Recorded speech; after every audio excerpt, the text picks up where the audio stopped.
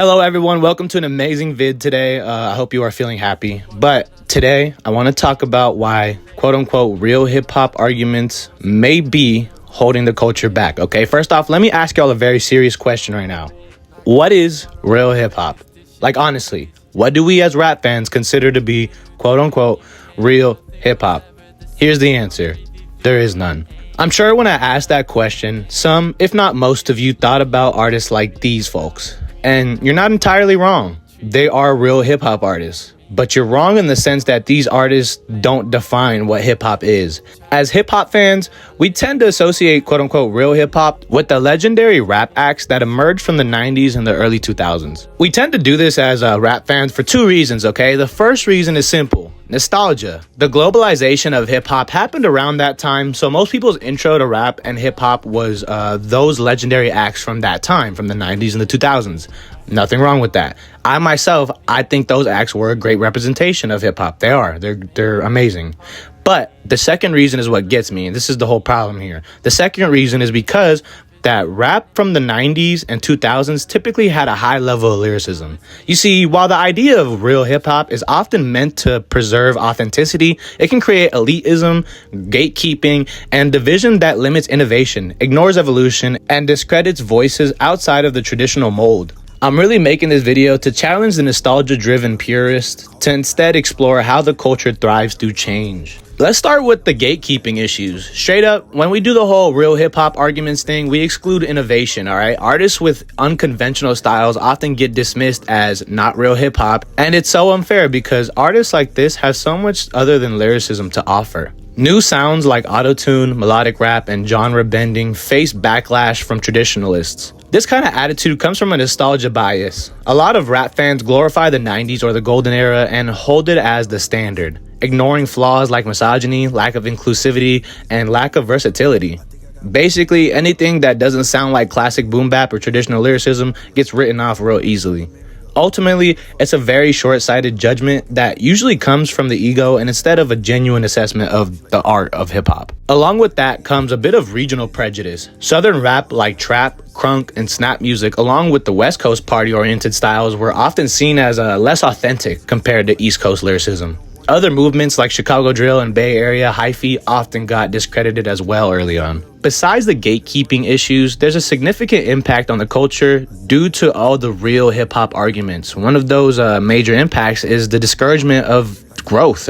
Straight up, by boxing hip-hop into a narrow definition, experimentation and evolution get undervalued. It's really a shame too because there are so many amazing artists with innovating sounds that don't even get a fair shot because they just get dismissed. Now, this eventually leads to one of the biggest impacts on hip-hop, and it's still a problem to this day, okay? That being the divide of generations. It creates old head versus new school arguments that alienate the younger fans, specifically when older fans dismiss new rap as mumble rap, trash, or not real hip-hop.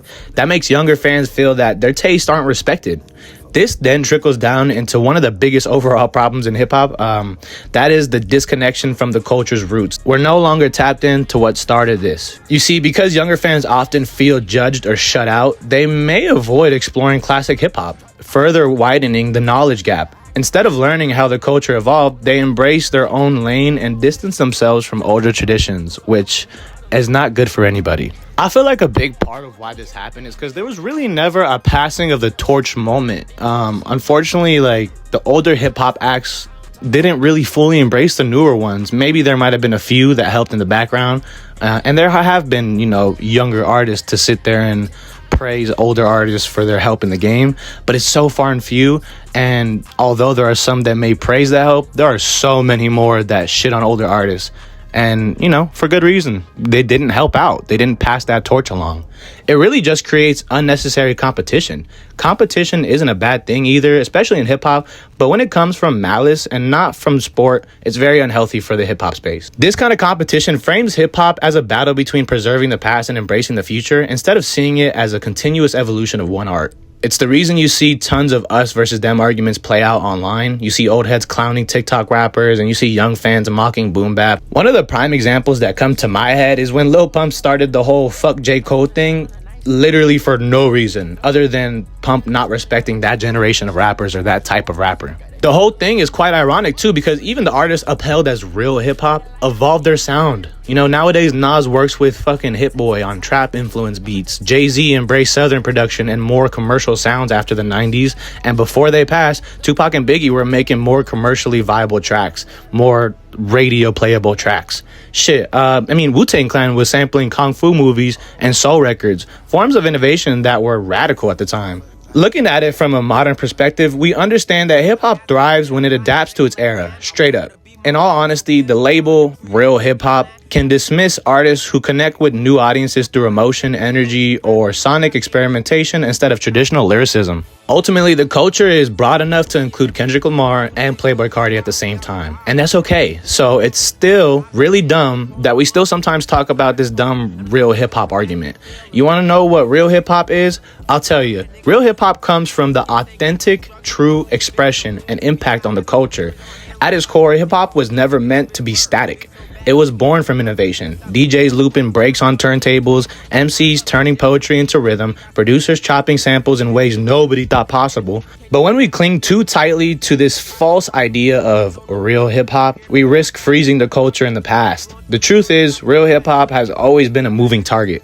The same pioneers we celebrate today were once accused of ruining the game in some way by older generations. Wu-Tang's unorthodox production and style, Outkast's southern twists, Kanye's auto-tune experiments, these moments pushed the boundaries of what rap and hip-hop could be. Just like back then, today's new artists are doing the same, whether we understand their approach or not. By labeling music we don't connect with as trash or not real, we alienate younger fans and dismiss entire regions and subcultures and just shut down creative risks that keep the genre alive. Hip-hop has never been one sound, one region, or one aesthetic. It's a global movement with room for lyrical purists, melodic rappers, experimental artists, and everything in between.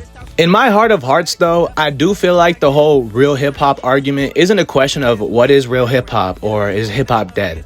It's really a question of, does hip-hop still care about lyricism? And I want to talk about that a bit, okay? You see, lyricism has been one of hip-hop's core pillars since its origins. When I talk about lyricism, by the way, I'm referring to complex rhyme schemes, metaphors, wordplay, storytelling, punchlines, and literally any other literary device. Historically, being a great lyricist was seen as synonymous with being a great rapper.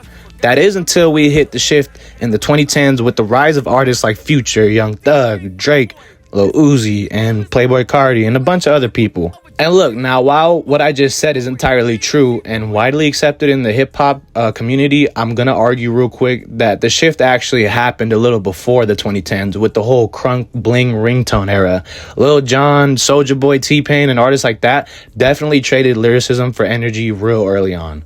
But beyond that, though, music streaming and social media algorithms reward short, impactful moments rather than full lyrical depth. This greatly affected the use and application of traditional lyricism. But hey, look, it's not all negative because lyricism still exists within hip-hop, but it's not the mainstream currency anymore. You see, lyrical artists are still thriving, but often in niches or with more dedicated fan base or cult fan bases. Artists like Freddie Gibbs, Griselda, Joey Badass, Denzel Curry, JID, and plenty more are currently thriving in their own lane right now. On top of that, there are still tons of active battle rap leagues out there, and battle rap, as you know, is very focused on the lyricism. There's also active freestyle platforms that help keep the culture of lyricism and spitting alive. Lyricism isn't necessarily gone, it just looks different now. Some rappers choose to use a minimalist approach when it comes to lyrics. Some have an emotional approach. Some focus more on cadence or experimental sounds.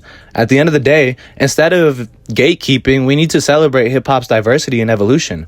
The culture is healthiest when it's allowed to breathe and transform. If we truly want to honor hip-hop, we can't just preserve the past. We have to embrace the future as well. But anyways, thank you so much for watching the video. I truly appreciate it. If you want me to make a video on anything specific, please leave a suggestion. I'm always taking suggestions. But until next time, goodbye.